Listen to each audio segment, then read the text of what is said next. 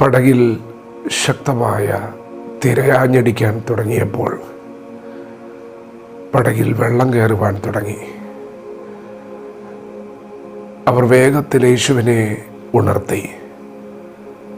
ഗുരു, ഞങ്ങൾ നശിച്ചു പോകുന്നതിൽ നിനക്ക് വിചാരമില്ലയോ എന്ന് ചോദിച്ചു. യേശു കർത്താവ് ഉണർന്നു.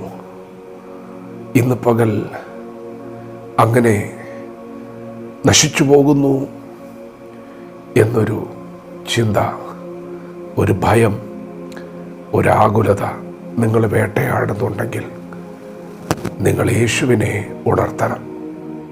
ശിഷ്യന്മാർ യേശുവിനെ ഉണർത്തി. യേശു കർത്താവ് കാറ്റിനെ ശാസിച്ചു. കടലിനോട് അടങ്ങുക, അനങ്ങാതിരിക്കുക എന്ന് കൽപ്പിച്ചു. വലിയ ശാന്തതയുണ്ടായി. നിങ്ങൾ അഭിമുഖീകരിക്കുന്ന വിഷയത്തിന് നടുവിൽ വലിയ ശാന്തത ഉണ്ടാകും.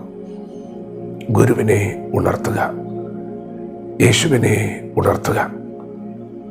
നിങ്ങൾക്ക് പരിഹരിക്കാൻ പറ്റാത്ത വിഷയങ്ങൾ നിങ്ങൾ എൻ്റെ അടുക്കൽ കൊണ്ടുവരുവിൻ എന്ന് അരുളി ചെയ്ത കർത്താവ് പറയുന്നു. വലിയ ശാന്തത ഉണ്ടാകും. വലിയ ചുഴലിക്കാറ്റാണ് ആ കടലിൽ അവരുടെ പടകിന് നേരെ ആഞ്ഞടിച്ചത്.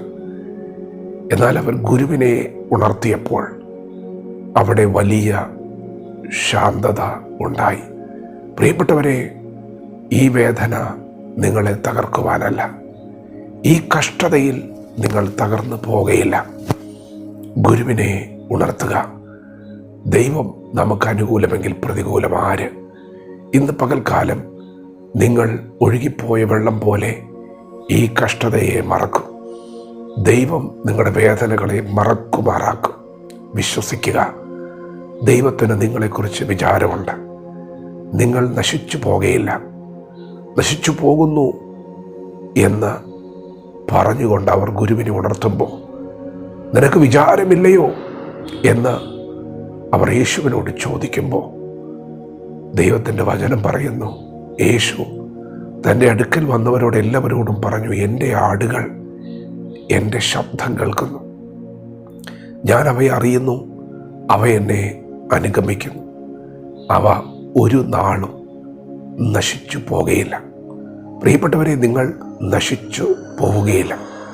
ദൈവസന്നിധിയിൽ ഈ വചനം ഏറ്റെടുത്ത പിതാക്കന്മാർ, ഇന്നലകളിൽ ദൈവത്തെ സങ്കേതമാക്കിയവർ, ദൈവത്തിൻ്റെ ബലം തിരിച്ചറിഞ്ഞവർ, ദൈവത്തിൻ്റെ ബലം അനുഭവിച്ചവർ പാടി.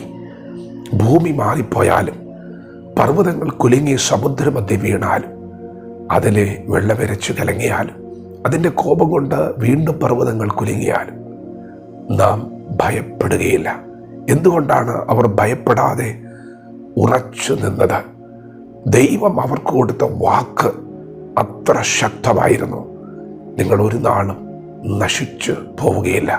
നാമോ നാശത്തിലേക്ക് പിന്മാറുന്നവരുടെ കൂട്ടത്തിലല്ല, വിശ്വസിച്ച് ജീവരക്ഷ പ്രാപിക്കുന്നവരുടെ കൂട്ടത്തിൽ എത്രയാകുന്നു. പ്രിയപ്പെട്ടവരെ, ദൈവം അറിയാതെ നിങ്ങളുടെ ജീവിതത്തിലൊരു കാറ്റടിച്ചിട്ടില്ല. നിങ്ങളുടെ ജീവിതമാകുന്ന പടകിൽ വെള്ളം കയറിയിട്ടില്ല. ദൈവം എല്ലാം കാണുന്നുണ്ട്.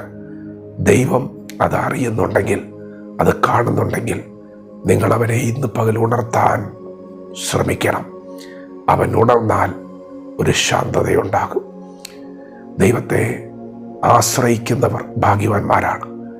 ദൈവത്തെ ആശ്രയിക്കുകയും ദൈവം തന്നെ ആശ്രയമായിരിക്കുകയും ചെയ്യുന്നവർ ഭാഗ്യവാന്മാരാണ്. അതെന്താണ് ആ ഭാഗ്യം? നിങ്ങളെ ഒരു സാക്ഷ്യത്തോടെ ദൈവം എഴുന്നേൽപ്പിക്കും. ദൈവത്തിൻ്റെ അത്ഭുതകരം നിങ്ങൾ കാണും. നിങ്ങളുടെ സാക്ഷ്യം അനേകർക്ക് അനുഗ്രഹമായി തീരും. അത് മറ്റൊരു സാക്ഷ്യത്തെ ഉളവാക്കും. വിശ്വസിക്കുക, ഗുരുവിനെ ഉണർത്തുക. ദൈവം നമ്മെ ഓരോരുത്തരും പകൽ അനുഗ്രഹിക്കുമാറാകട്ടെ. ആമേൻ.